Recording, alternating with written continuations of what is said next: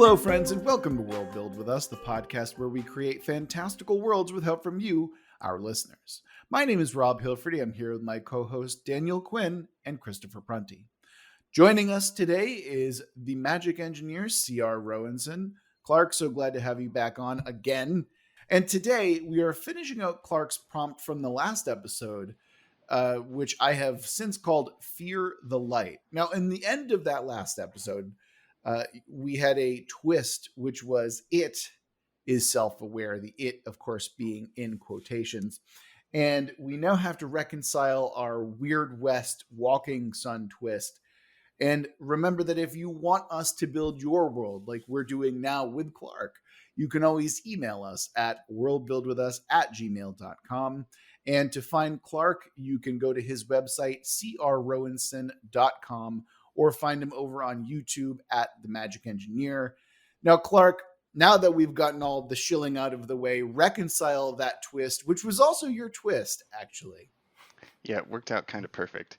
And this is great. So normally with this kind of stuff, I try and move past the first couple ideas that I have to get to some of the more non-obvious solutions. Mm-hmm. But then I thought about it more, and the more I thought about this, the more I loved it. I think the shadow is what's self-aware. You son of a bitch, Clark. That is absolutely the way I was going to reconcile it as well. So here's the I'm thing. glad that we're on the same page here, though. That's interesting. So like I was trying to think of different stuff, but then I remembered Rosewater that we read as the book club thing that we were doing on the Discord channel. And I immediately was like, the shadow is the Xenosphere. Oh, interesting. That's pretty cool. So Okay. it's some kind of organism that mankind has actually been able to grow and develop that has spread into like this massive, almost invisible lattice that they then condense and consolidate and use to fuel their various technologies. Okay. I love that concept, obviously, because I came up with the same concept. But we've got to. I would like to sit here and drill down into the tech and magic a little bit, and also I think that my reconciliation was a little bit different than yours. I had a little bit more negotiation with the capital S shadow going for it in my idea anyway. So when it is self-aware, you're essentially forced to kind of bargain with the shadow in a way. That was my kind of vague concept anyway. What exactly did we discuss for those who are going to remember? What exactly did we decide that the shadow is, and then how is it separate from what's in the earth? Okay, so from what I recall, shadow is the method or the fuel with which humanity has been able to cast magic / use technology. And I think, if I recall correctly, the shadow was actually something that had to do with the walking suns. Like we mined them to yes. get it out. I see. Okay, so that's what we've mined, and that's why we've kind of awakened what's down there. Exactly. Okay. Yeah. Exactly right. Yeah. Well, and so we're saying that that's become aware. Yeah, we knew they were kind of connected. Some of the thoughts I had is that maybe both of these creatures actually came from the same biome. Mm-hmm. So, when we opened the underground cavities that unleashed the walking suns, that's also where we found the shadow, which we were then able to grow and nurture. Mm-hmm. And then it becomes some kind of like a psychic fungus of some kind. Yeah. Didn't we also? I remember establishing too that the raw material is like the unhatched version of the creatures down there. Like the phosphorus creatures awaken at some point, and so it's the unhatched mining of it. Okay. I think that we can probably reconcile that a little bit and have them kind of what Clark was saying, have them just be from the same biome. And the shadow itself is not necessarily like the young that is the walking sun, but perhaps maybe just like some kind of effluvium or some kind of like a placenta sac of some kind. And that just so happens to be like aware, like self-conscious and aware, Okay. Or even two creatures that had developed a more symbiotic relationship. Yes. And now that they're no longer in their contained environment, they're able to split their different ways. Correct. And also I need to make sure, Clark, that we don't just create the symbiotes from Spider-Man in the Marvel universe, because I don't want a bunch of Venoms walking around the Wild West is what I'm trying to stay away from here. And that's part of why I stuck on the Rosewater kind of theme, where it's Yeah. just this more large, broad, expansive consciousness. Mm-hmm. Mm-hmm. Well, we also don't want to detract from the actual monster, which are Right. those invisible phosphorus creatures. So it's like Yes. this shadow, does it have I don't know that it has a manifestation or anything. It's just we're saying that the materials we're using are actually self-aware in some way. I think it manifests through people, is what we Oh, were okay. Because it was radiation. Was that either through their radiation? technology or through their use of magic. Yeah, I was arguing last episode that I want Shadow, capital S Shadow, to be more tech related. So Right. it's more of a fuel or a power source for fantastical technology than Mhm. it would be like, you know, like a suit or even like a spell that you would cast otherwise. And Or there are a shadow couple of jitsu. visuals that I had because I was listening back to the previous episode. But my second thing I was going to jump to, if it wasn't the shadow, I was going to say that the light, the actual light that causes the burnouts, was self-aware, which we could still do that. But um, thinking back, I think it was Chris had mentioned something about it being almost like long, wispy filaments, and I dropped a Mm-hmm. video for you guys, kind of like nanotubules that just kind of float and drift. So I was picturing stuff like they have, rather than Yes. having lanterns, they have shadow lanterns that when you lift the hood, just darkness comes boiling Oh, out that's cool. Yeah, and they're cloaks you in like gouts shadow. of steam. Yeah. They're Yeah. like gouts of like black steam, actually, And which that's is how really people go cool around looking. in the daylight, just like we use Mhm. lanterns at night. They use shadow lanterns during the day. Oh, I love that. And Yeah. that's the kind of tech and stuff that they're trying to incorporate. Absolutely. It's a nice visual. Real quick, Daniel, go watch that video because it's super cool. It's short and it's super cool. Was this a carbon nanotube? Yeah. Oh, that is neat. Isn't that fucking cool? Wow. Yeah, I could totally imagine that. I wonder too if, looking at this video, if there's many ways to use the shadow force. So is it like it could be like fuel, but it could probably also be like a carbon nanotube and that you can use it to reinforce things, which would be neat. Mm-hmm. That's kind of what I was Since it's thinking. flexible. Yeah. Yeah, we could have it be a little bit of both or, Yeah. a little bit of everything all of the time. And that also explains some of Oh the my Dust Bowl effects that you were talking about, Yeah. Mhm. Daniel. Because if this stuff is just being produced and harvested and produced and harvested, just all of It's the toxic. well, and just all the remains, you would Mhm. just have so much just leftover stuff that didn't fit into any of your magic items or whatnot. And Mm. because of how it floats around, it may only be like 100 pounds, but creates a giant dust storm a mile across. That's why it's able to be a dust storm, because it's super lightweight. Yeah. Could you imagine breathing that stuff in as Yeah. well? Like how horrifying that would be, coating the inside of your lungs. Like, ugh. And Ugh. we just made the whole gas masks aesthetic vital Yeah. for this world. Yeah. What I think is Absolutely. what's important too is that we keep the thematic connection to the enemy, which are those creatures, Mhm. and so like it suggests things about them too. Like if they have like an iron core, or some kind of nano steel core, that means when you're fighting them, not only are you dealing with whatever phosphorus flames they emit, but also when they're visible on the surface, but their core is probably hard to break because Yeah. they're made of Mm. nano steel. Sure. Yeah. I think I had this concept of this magic is not so much to destroy so much as it is to capture or at least subdue. Yeah. So the best you can hope to do is to tie these things up with this kind of black filament type stuff or It's neat. or at least corral or surround. Actually, now that I say this, I recognize that I am creating cowboys with shadow lassos. Yeah. Yes. I'm just torn because I'm like, that's dumb and cool at the same time. So I don't know. Clark, what were you gonna say? I mean, there's so many options because they can be just wards because it can be done in this cloud-like effect. They can use it to coat items. They can Mm. use it as to be woven into their clothing. So this could be just like Mm. a quintessential. Okay, let's try that word again. Quintessential part of how they operate. And it's just a lot of how they keep themselves safe. Because even just like the shadow lanterns, those don't do anything against the walking suns, but they sure as hell let you know when a walking sun is close. Mm. But something that Chris had mentioned in the previous episode that I realized we kind of glossed over and was dope as shit was the prism smiths. Yeah, we did gloss over that. I would agree with that for sure. Yeah. So the prism smiths could be the ones that are necessary to create the weapons strong enough to actually cut into the core of the suns. There Yeah, we I like go. that. And they Okay, use yeah. the shadow to like restrain, protect themselves, and get to where they can actually damage the core. That's Mhm. awesome.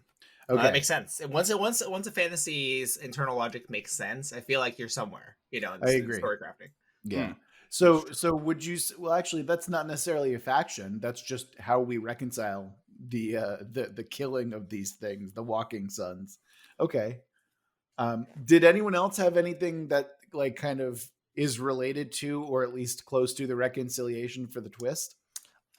Yes. Yes, I did. Well, shoot your shot then. I thought everyone was going to go for either making the light self-aware or the shadow self-aware, and I wanted to have this omnipresent force of something in between.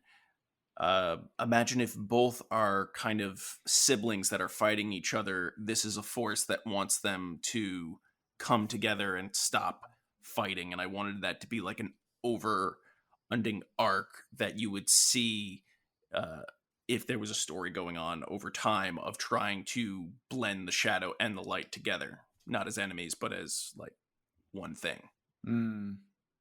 Okay. So we've got a little bit of, well, I mean, that's kind of what Clark was suggesting with the whole biome thing. In my mind, the first D&D thing that pops up is like aboleths and mind flayers, hated enemies, but also fairly closely related. Or I suppose mind flayers in the Gith, but that's kind of a weird. Anyway, I'm getting off topic, but yeah. What did we want to do with that concept, and what is the it that is self-aware in that case, Chris? I wanted it to be like a godlike figure, something that is above them and trying to push them together and forge where it's not like two enemies, but a third concept, something that is shadow and light or twilight or something. Sure. So what is that thing exactly? Is it you said a godlike being, but how does it manifest on the plane that we're talking about here? Because we have manifestations of the light with the walking suns. We have the manifestations of the dark or the shadow with the capital S shadow that we have here. So how does it manifest and how does it manipulate things on the material plane? I was seeing it as more metaphysical, something that doesn't take a physical form, but more of something that pushes things towards ideas or thoughts. So I have a thought on that actually. A big part of Weird West. So Weird West, in my experience, toes the line between standard horror and Lovecraftian horror. And correct me if anybody else has a different experience. But with that, there's often a lot of something from the outside, and there's lots of various kinds of more frightening and ancient magics. So, kind of what I'm thinking is if they had more traditional old style folk magic, which predominantly dealt with healing, protection, and divination, what if the entity is what is influencing those outcomes? So people cast their rune stones or whatever they want to do, and that entity is actually controlling the outcome of any divination attempts. Mm. And it's So using this that is to try and direct humanity and potentially these other entities in the direction it wants. So in terms of mysticism, this is essentially like every old god that has ever existed. More or less. Yeah. I'd like to turn that on its head. Please do, Daniel. I would like that feeling, especially if that's what the world thinks, like the people who are in the setting, right? But I wonder if there's a hidden truth, because we're not just dealing with weird, we're dealing with new weird, which tends to, I think, lean a little bit more to the science and a little bit more to issues dealing with individuals and individual humans. So I wonder if there was some kind of ecological event that precipitated this, and part of it, as we established, is going into the mines and digging out stuff we weren't supposed to be digging out that created this dust bowl and the whole situation.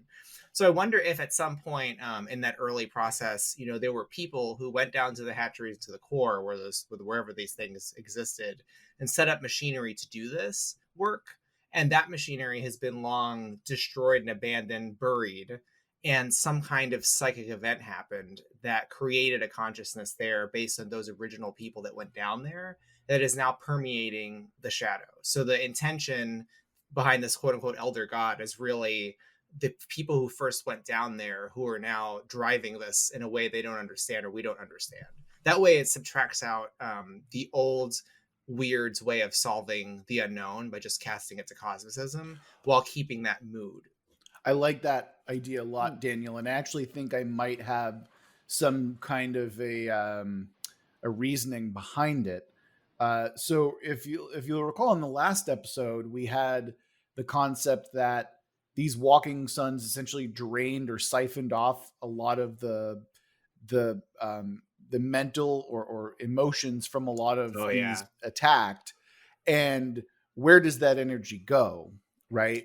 So maybe this consciousness, this psychic event that you're talking about here, is actually a collective unconsciousness of all of the siphoned psychic energy from the people. So it is, in a sense, like a hive mind, like a massive unknowable consciousness that we could probably perceive as some kind of a god or some kind of a mystic being. But in reality, it is like thousands or hundreds, if not thousands, of voices all crying out at the same time. And it explains too why the creatures seem like they cause this radioactive effect. The creatures themselves aren't doing it. It's the residue of the psychic event that we caused. Like, the creatures aren't responsible.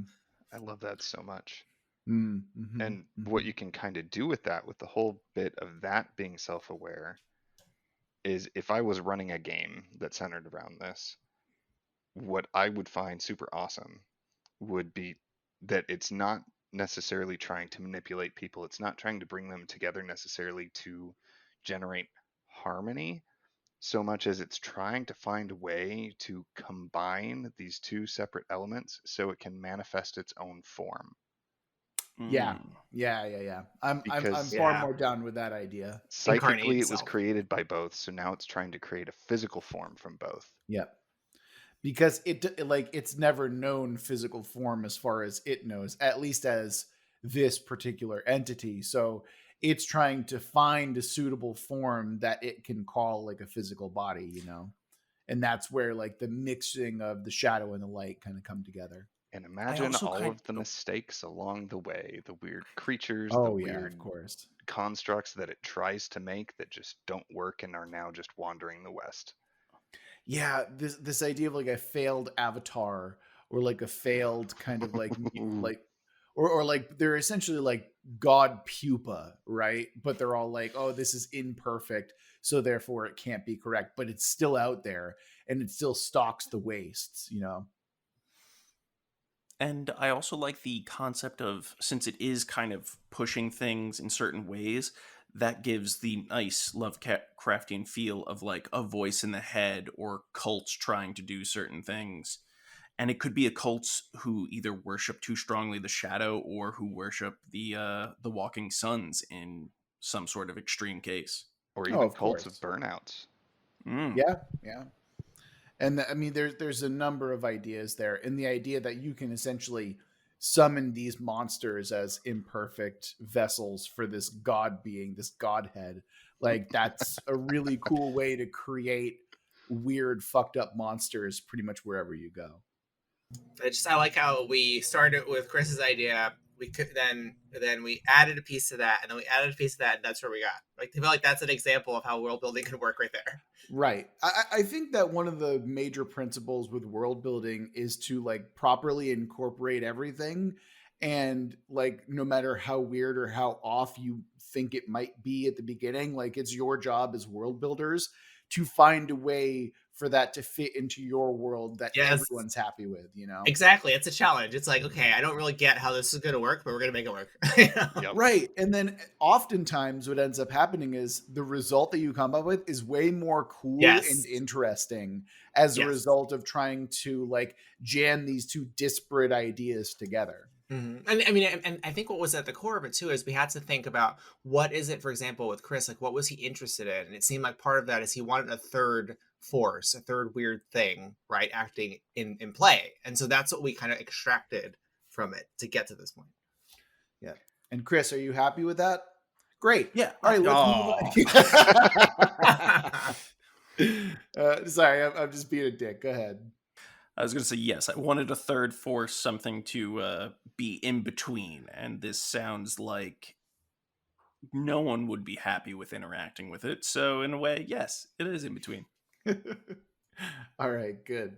Well, I think that we've very well and thoroughly reconciled our twist from the last episode. So I think, Clark, as our guest, you get to introduce your next faction and or conflict, whichever you'd prefer. Okay. I'm actually, oh boy. So I had a couple cool ones. I'm going to start with it's a bit of both. So I have just been thinking of them as the mind cutters because I was re-listening to that really terrible, super grim dark story you guys did with all the pain robots. Oh God, yeah, that one's dark. Yeah. So I thought of Courtney's little weird psychiatrist, and my brain kind of spun off on that. So I was thinking there are people that are trying to harness, collect, and use bits of the light in order to shape people's thoughts and minds. So like a controlled burnout of some kind. Yeah. Yeah. And Gotcha. the negative name that people have labeled them with is the mind cutters. And that would kind of tie into a conflict where everybody everywhere is sort of arguing and trying to come up with a consensus on what should be done with the burnouts. Because some people are going to be like, they're unstable, they're unsafe.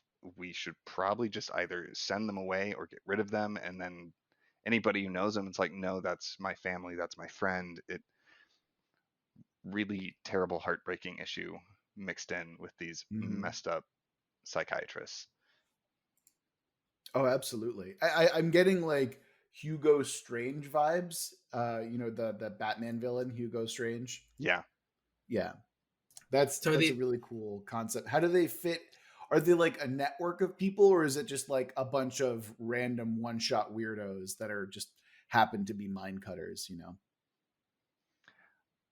I was thinking it could go either way. I wanted to see what your guys' thoughts were on that because a network would be interesting. It could also be where this is just a sort of taboo art, where kind of the Mary Shelley age reanimation of dead tissue is something all of the mad scientists were doing and nobody liked it. So mind cutting could just be an area that is taboo, or they could be a network. I'm down with either. I wanted to open that up to you guys actually.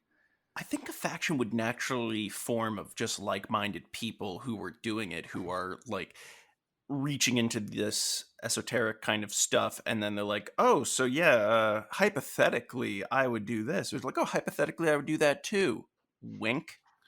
Hypothetically, this might be what happened from an experiment like that. Yeah. Hypothetically.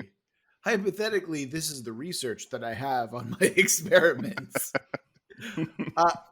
So I do want to make a suggestion because one of my favorite terms for old school psychiatrists or psychologists are alienists. And I feel like, I love that term. That's a great term. I agree. It's like the coolest thing that we should really bring back, I think. But alienist used to describe this. And I think that like you could probably bring an association of alienists who are also mind cutters, like it's a sub faction within a larger association that is like very much down for this type of thing. I mean, it's probably a sub faction of the Prism Smiths because the Prism Smiths cut light, and it sounds like these people cut minds. Yeah, I think we should probably force that in there as well. I think that makes a lot of sense. And Yeah, I was especially kind of because cheating. gem cutting, mind cutting, like, come on, it's right there. Yeah. Well, at the very least, they would be connected. I also kind of like the idea where this is a practice that on the surface, the organization of alienists, they're like, yeah, it's questionable, but it's okay, and we see the scientific value, but your common folk are not going to be for it at all, and there's Mm. definitely going to be people who take it in terrible, immoral directions for the sake of understanding or for the sake of whatever the hell they want. Like Phil. Hey Phil, how you doing over there with your mind slaves over there? So Yeah, they're functioning capturing members of society now. Yeah.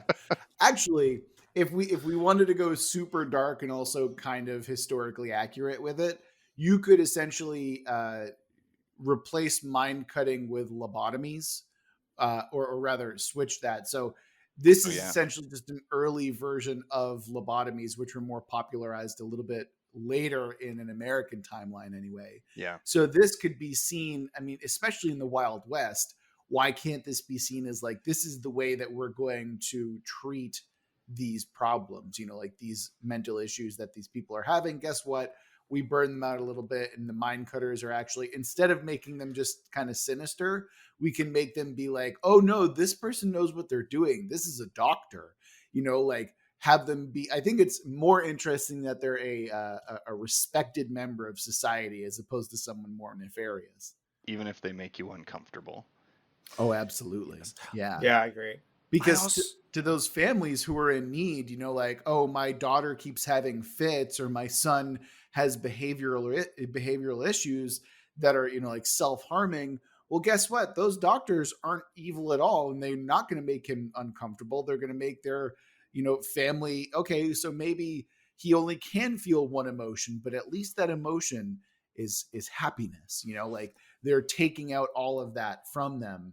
And the idea that it's deliberate is, the more I talk about it, the more I get Yeah. excited and horrified at the same time. I also like that it could bring about the term saying in a good way they're a little bit rough around the edges because they haven't been cut yet. Sure. Nice. You're a diamond in the rough. Ugh. Or if I really wanted to be punny, a mind-mind in the rough, which is, yeah, no, you should feel bad about that, because I certainly do. So that just your statement, Chris, just gave me shivers because it made me think of that surgeon from BioShock who is Oh, just like, yeah. oh, her nose could use a little work, and like she's not scheduled for a facelift. Stop cutting, I'm doing it. doctor. Yeah. Where you have a guy who's like, well, like, let me just smooth out these rough edges, and people are like, what are you doing? Wait, like, stop.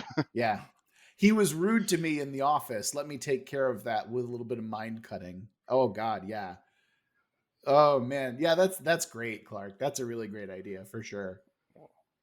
All right, I feel like we're chewing up a lot of time here. I mean, which is good, I think, but also we should move on to the next faction.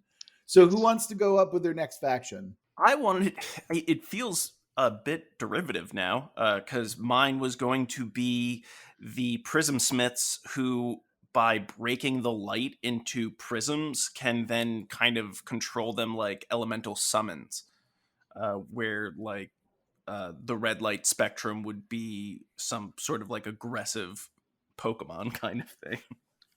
So you just went in an entirely different genre than what we've been fucking around with. I wanted a summoner class for the setting, and damn it, I wanted the Prism Smiths back in the limelight. I feel you, Chris. I appreciate you. That's fine. I think Clark kind of outshone you a little bit there, but that's okay. I think that's so. So tell me what the other colors are. Is green still willpower, and is yellow still fear? So please tell me all about. Well, it. I mean, yellow should be fear, just because calling someone yellow bellied, you got to get that in there. Yeah. What's indigo though? Empathy? No, that is just fucking. For those of you Lantern not Corps. in the know, we're riffing on Jeff Johns' run of the Green Lantern, which is actually fantastic. And which is why I'm making fun of Chris for being derivative about it, but that's fine. Anyhow, yes, please go on. Do you really want the color to indicate the personality and capabilities of the creature, or could it be the color sort of indicates some of the magical effects that they have? The color could just indicate the strength of the creature, which I think this is super cool because the other conflict I had was just that somehow the Prism Smiths were weaponizing light and people had problems with that. And this is kind of here perfect, we as go. people could see these as other versions of the Walking Suns and be really not okay with it. Yeah, I mean, it seems to work out. Yeah, I mean, besides just using it as some sort of summons, you could also look at it as what happens when you catch light in a bottle of a certain spectrum and then kind of cast it out.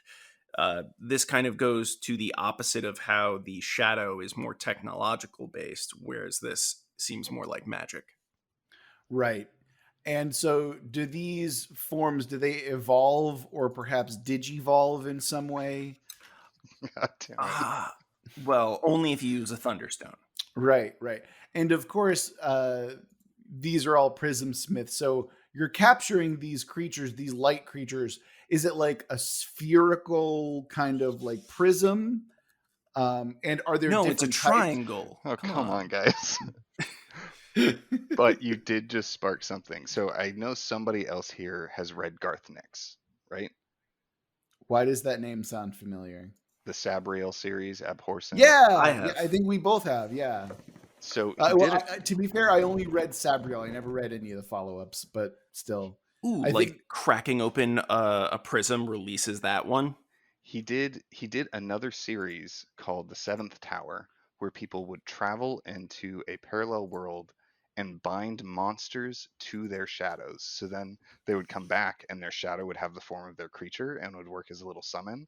I'm wondering if we could do something like that where the oh, Prism that's dope Smiths as are hell. using the light to transform and capture stuff from the wilds, and that's how they get their summons.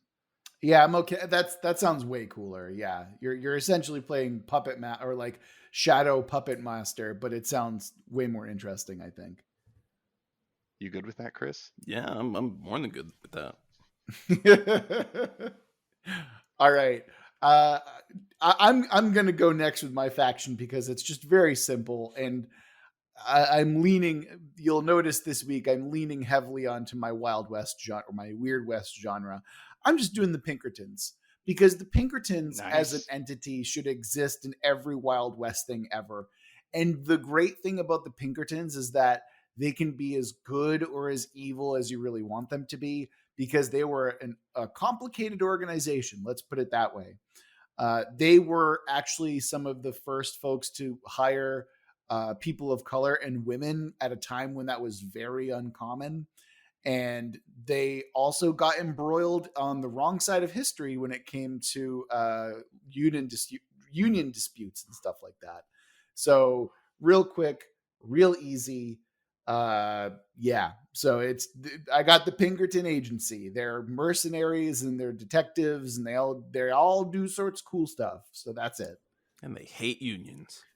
That doesn't come until later, but yeah, mostly they really hate unions later on.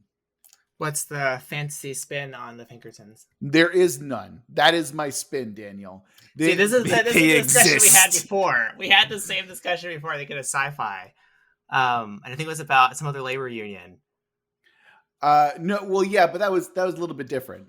See, sometimes you just need a mundane element of faction, and the thing is, like, hey, these are just the Pinkertons. Unless you guys want to add in something else, I'm cool with that too. But yeah, I'm trying to understand what are they trying to accomplish, like in this setting. They're mercenaries. They're a business that is about providing security in the West. What they would actually do is they would provide security for stagecoaches so they wouldn't get robbed. Or later on, they were actually like leg breakers for like steel bosses and railroad bosses and stuff like that to make sure that like people wouldn't strike or there would not be labor unions and stuff like that. So in this setting, are they, for example, sourcing equipment to travel across the Dust Bowl landscape? That see, the way that I kind of approached it is they could be a great agency with which you could basically get adventures from. You know, like they're a network within this Yeah. Weird West setting that, you know what, if you need a quest giver, bam, you've got it. If you need some opposition that is not inherently monstrous, you could toss them in as well, because they can be on conflicting sides one way or the other depending on who's paying them. So really, it's just an easy way to like toss in bounty hunters as well as a structure of an organization in there. Could they have been somewhat connected to the original gold rush to get materials out of the earth? I mean, they provide security so they're not robbed. Yeah, they would guard stagecoaches. There were places where they were hired as kidnappers, honestly, because Yep. somebody rich would be like, I want you to go get my son back. Yes. You know, they would be hired as detectives, like literally anything. It's like, if you want something, yeah, They will do it. Are they centrally managed, or are they like individual kind of freelancers? Their main office is based out of Chicago, which I means think they're miniature contracts for each one. So there might be a group of like 10 or 20 of them that work together, but they pick up a contract from their central body. Yeah, it's like a franchise. Okay, so they're like proto corporations, basically. Well, at this point, corporations already existed, so they're. Well, actually, no. I suppose so. Yeah, we'll stick with that nomenclature, Daniel. That's fine. Okay. I'm just trying to find ways to tie like the mood, that this kind of structure to the moods and themes we created. I mean, I could also see them involved in keeping secret how all of this started, because we said that someone dug into the earth, rather than have someone take blame and all of the fingers be pointed at them, or have them assault the area of where it all started. You could have it be that they were charged with keeping it secret and making it that those things couldn't go back into the ground. So maybe like there's a core group that's older than the other kind of splendors of mercenaries that know about this. They even could have just been a group that took an unsanctioned job, honestly. Oh, there you go. Yeah, that's a good point as well. Okay. I like that. Yeah. All right. Daniel, speaking of your contrary nonsense, what is your faction? So the faction I had, I don't think is necessarily based on anything particular, but it's got little bits from everything we've come up with. But I was thinking of a sort of Batman / Buffy the Vampire Slayer character, because I think that's fun to have in the Wild West. And these are sort of like shadow rangers who are obsessed with hunting down the Sunwalkers. So they're hunting in the daylight, which means they probably are suited in gas masks and hazmat suits. They've got equipment they've gotten from the prison smiths. And they're trying to collect the iron cores of the Sunwalkers, which now we've established have a lot of value, whether that's for those mine cutters, or it's, to do research, or maybe the Pinkerton mercenaries need them. Or maybe these particular characters have a personal vendetta and they're just trying to destroy the Sunwalkers. But in any event, each of them might be very irradiated because of their constant contact with them. And they're probably burnt out individually. And there's some variety in their purposes. Like they might have been hired, or some of them might, be out on their own. But they're like dangerous in and of themselves, but also very useful to have in your group. Absolutely. It's like a new gold rush almost, right? Yeah. I'm going to ask the same question I asked of Clark. Is this a group, or is it a loose collection of individuals? I don't see them as a group or any way of centrally organized, because they have individual motivations. It's kind of like I imagine the scene like, okay, you're in a bar and the Sunwalkers are destroying this bar and you don't know a way to get out. You've run out of ammunition or whatever. You're going to die. And then this guy, one of them shows up. And you're like, oh, fuck, we might be saved. But also at the same time, we don't know if this guy's crazy. We don't know what he wants. We just know he wants to kill the Sunwalker. Do we have a name for these guys yet? I don't know. Can I suggest Core Hunter? Oh, that's cool. I like that. Yeah. I also liked Shadow Rangers. Shadow Rangers is also pretty good too, yeah. Shadow Slayers, if you wanted to stick with Buffy. Oh, yeah, true. Oh, boo. Any of those, I'm all for. I have a weird thing with Buffy. I was always a bigger fan of Angel than I was Buffy for some reason. Really? That's interesting. I like it. I know. They could have it's multiple strange. names. It's just what Mhm. different people call them. Ooh, they could have That's shadow true. lassos too. They probably have shadow lassos. Oh man, yeah. Maybe there's different sub factions of these things, and depending on it's there's like the generic term, and then there's like the I ain't one of them. I'm a Shadow Ranger. Like Yeah. one of those things. Can you do the rest of the episode in that voice? Absolutely not. It would Shadow destroy my vocal cords. I could also see them having weapons forged from the cores. Yeah. Yeah, for sure. And then the bet it's so now we're getting into the Monster Hunter loop where you kill one walking sun, you craft it, and then you go on to fight bigger and badder walking suns. No problem. And not just that, they're also going to be people that you send after, I guess, just the god pupa or the remnants, for sure. the discarded, Yeah. Yep. and they're And gonna now we're have getting all into kinds like of crazy stuff from that. I feel like we're getting into like Men in Black / secret society of like we gotta keep they're monster hunters basically. Yeah, I'm more just thinking the Monster Hunter world type people.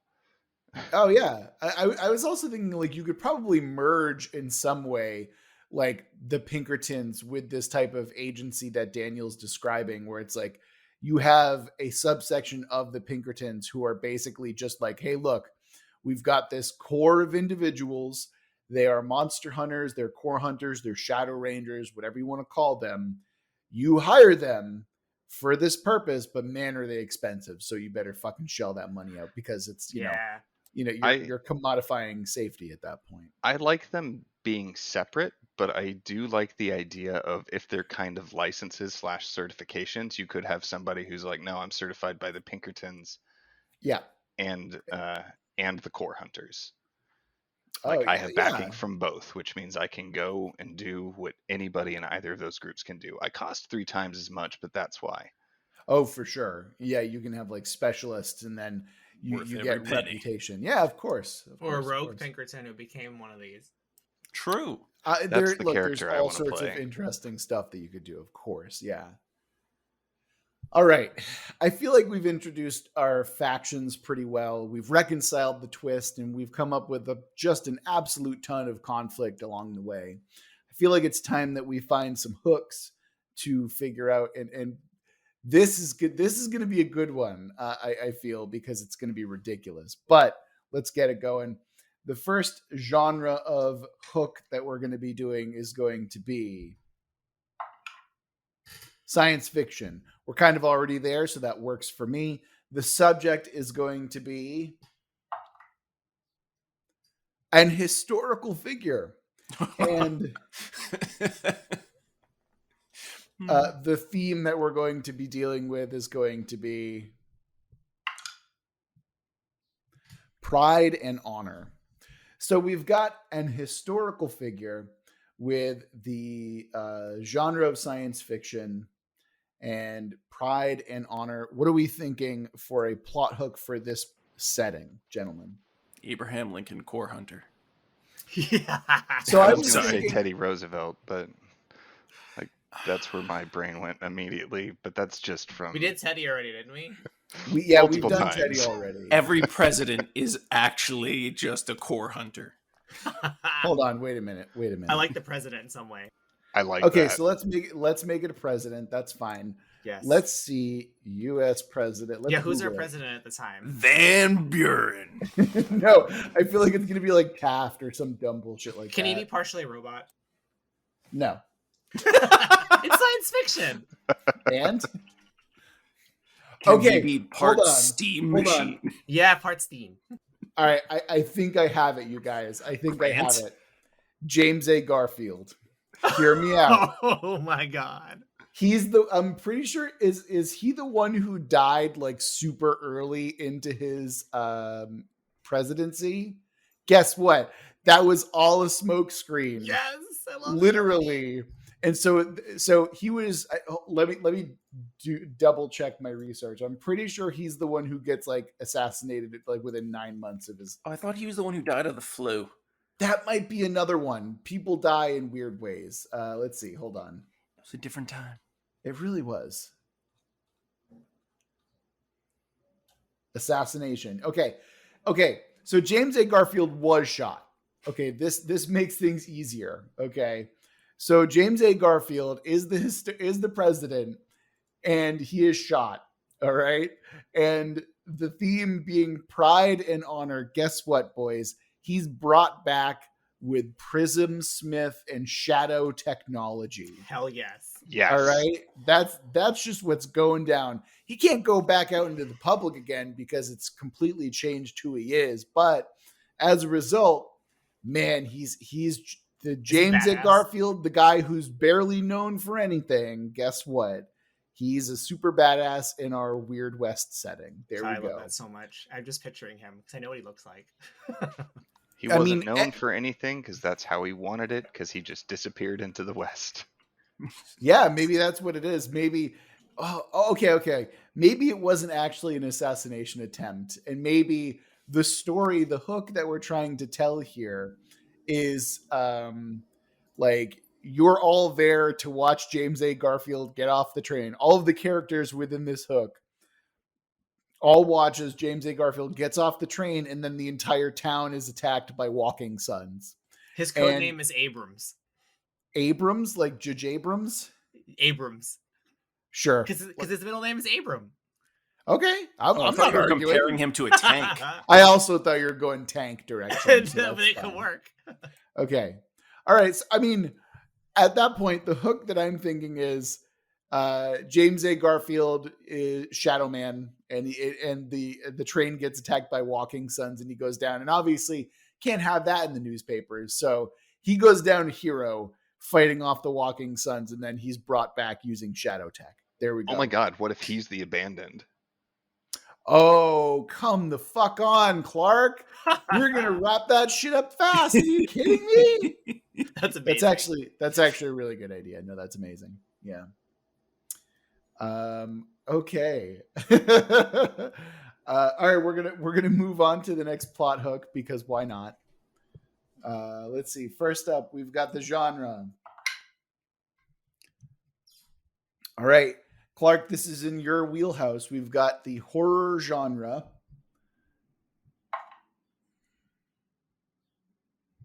And I normally re-roll, but we've got another historical figure. And the theme this time is tragedy. So let's try and stay away from presidents. We've got tragedy and an historical figure. What do we want to do?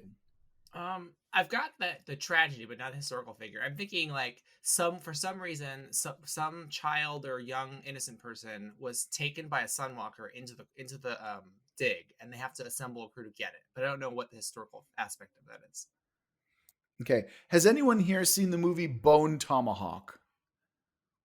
No, I've seen plenty of stills from it though. Yeah. It's really horrifying.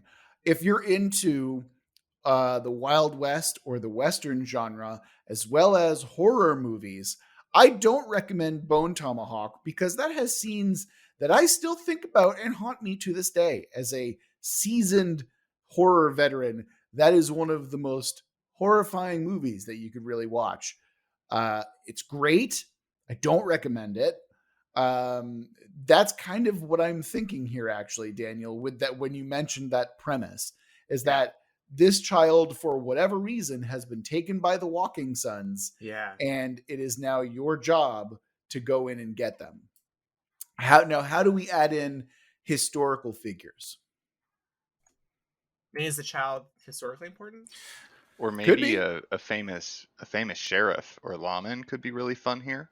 Oh, could have been the first Slayer or first core hunter. It's probably a core hunter, because they're like obsessed with getting them back, so they assemble the team. Yeah, there we go. All right, we've made it. Maybe is that's the first sheriff. hunt. Yeah, this is the first hunt. Yeah, we got it. Oh shit! And that kid could end up being like the leader of the core hunters for a long time. Ooh.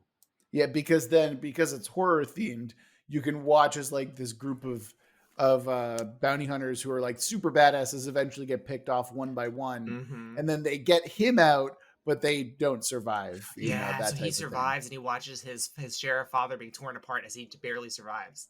You could or even like just gets dragged back down into the light. Yeah. Yeah, you could skip exactly. ahead a little bit and have it be that he was this hunter that did all these badass things, and then one day something kills him. No one really knows what, and it's just the weird power vacuum, and the Slayer community kind of shook from the like, one of the best of us has died, and we don't know what killed him. Those are both excellent ideas. Yeah. And there's also so much room for some of his rescuers, or I should say their rescuers, to show up later as a burnout.